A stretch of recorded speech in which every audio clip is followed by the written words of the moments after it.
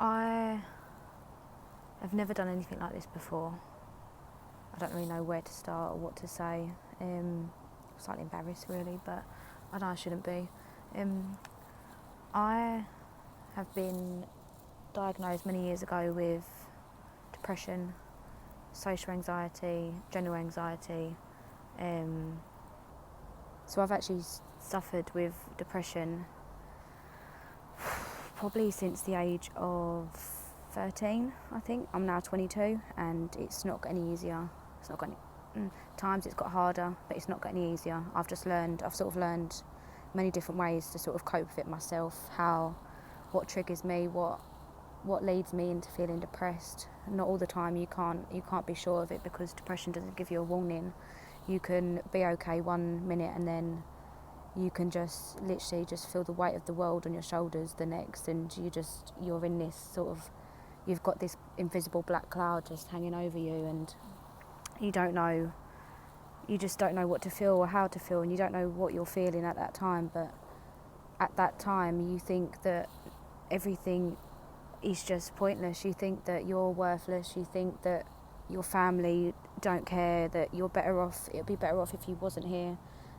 Your brain is sort of trained itself to think those things, and it's scary. It's scary having depression, but it's not. I don't have the kind of depression that sort of, it comes, it stays for a few weeks, and then it goes for a few months to 2 to 3 months, 6 months, whatever, how long some people's depression lasts for. But mine is always there. It's always sort of lingering around. Any day it can sort of creep up on me.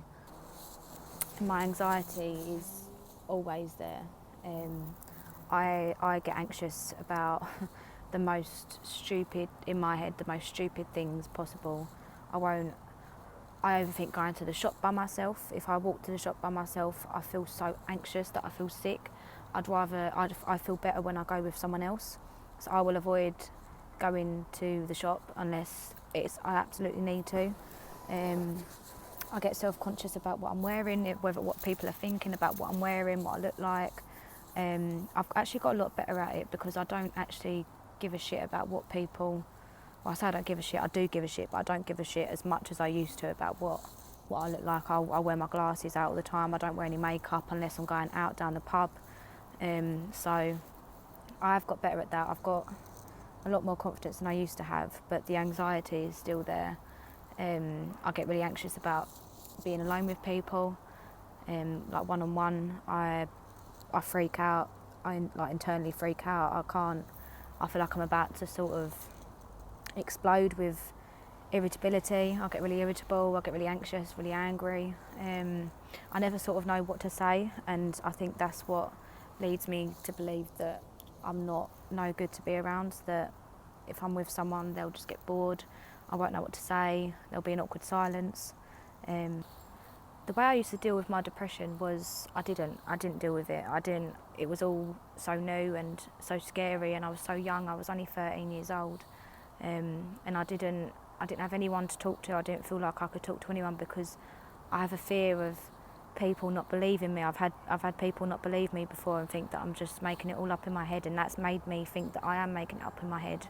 And so I just when I felt depressed, I just sort of just accepted it, just let it all in, just let myself feel so low and so worthless, and that my life was so not worth living. And the amount of times I've felt suicidal, it's really scary, and it's hard to talk about, because I cannot put into words how frightening it is to not want to be alive anymore, to think about how to end it all. And it is probably the most scariest thing that I've ever had to deal with by myself. And you are by yourself. You're sort of, when you're depressed, you're trapped in your own sort of bubble. Like, you are in a little bubble by yourself, and you don't want no contact with anyone. You don't want to bother anyone else. So I sort of take myself away. I get in the car, and I shouldn't do it, but I get in the car and I drive away, and I drive somewhere and park up and just let myself feel all the emotions that I need to feel, because I even get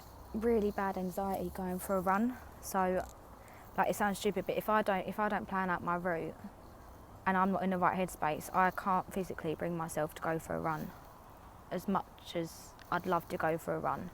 At the moment, I'm getting really anxious because I'm filming this on my auntie's roof, and I don't know when she's back, and I'm worried that she'll think that I'm a weirdo talking to myself and my phone. But it's something that this is something that I've wanted to do for ages, but I've never sort of had the confidence to do it. That I thought, if it's something that could potentially help me and potentially help other people, then I might as well give it a go. But the way I deal with it now is that I know what helps me to reduce the amount of time I feel depressed, because I know that I need to be by myself, as much as that is scary, because the things that go through your head while you're alone is scary, but I need to be by myself, because if I'm with someone else, anything they say could make me angry, it could make me agitated, and I don't want to sort of push this onto anyone else. So I know that I need to be alone, and all I let myself think about is that it will be okay, I'll feel okay, I won't feel like this forever, tomorrow's a new day. There's always going to be a new opportunity to make yourself feel better, just change. You can do what you want. Like I've put other people first all my life. I've just neglected myself, but now I've had time on my own to sit there and reflect about what I need, what makes me happy, and if it makes other people unhappy, then so be it. I need to focus on myself.